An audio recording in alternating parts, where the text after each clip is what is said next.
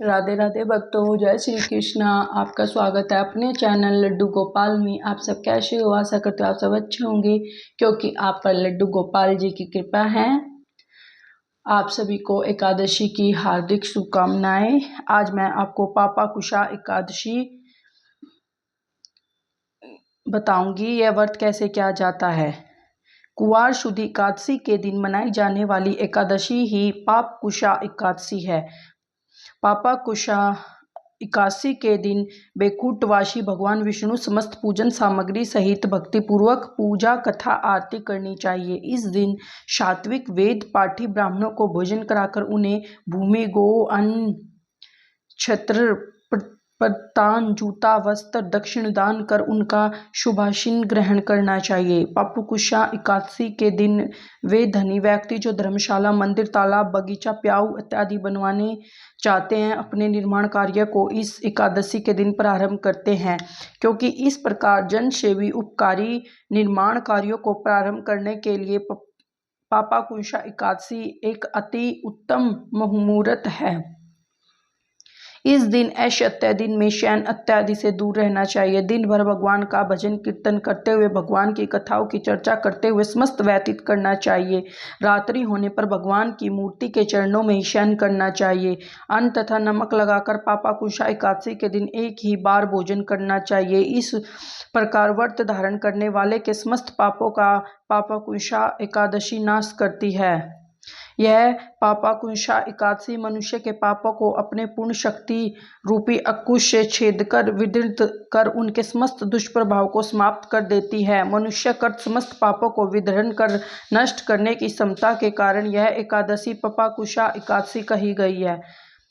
पापाकुशा एकादशी की कथा अत्यंत प्राचीन काल में विंध्याचल पर्वत पर एक अत्यंत क्रूर क्रोधन नाम का व्याध निवास करता था। वह अपने पूर्ण जीवन काल में सदैव ही हिंसा जीवन हत्या चोरी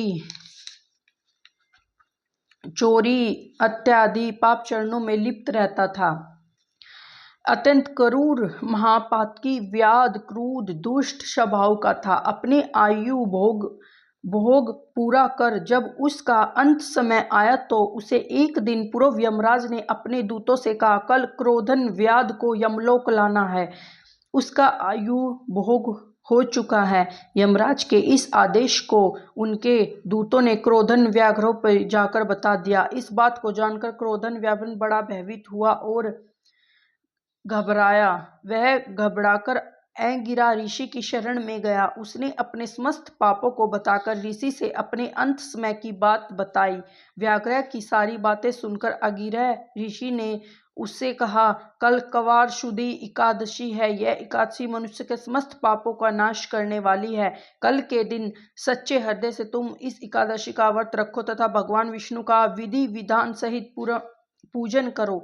इससे तुम्हारे समस्त पापों का नाश होगा। अंगिरा ऋषि से प्राप्त मार्गदर्शन के आधार पर दूसरे दिन महाक्रूर पातकी क्रोधित व्याघ्र ने एकादशी का व्रत कर भगवान विष्णु की पूजा की। मृत्यु और अपने पापों से भयभीत क्रोधन व्याघ्रित रात्रि में भगवान का स्मरण करता हुआ सो गया। रात्रि में ही उसकी मृत्यु हो गई, किंतु पापकुशा एकादशी के व्रत और भगवान विष्णु की आराधना के प्रभाव से क्रोधन व्याघ्र की आत्मा को यमदूत नहीं ले जा सके।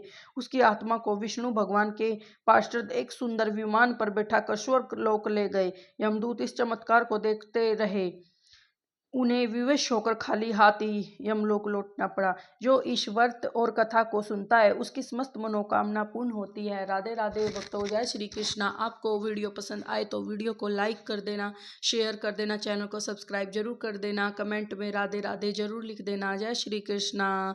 आप और आपके परिवार पर लड्डू गोपाल जी की कृपा सदा बनी रहे। राधे राधे।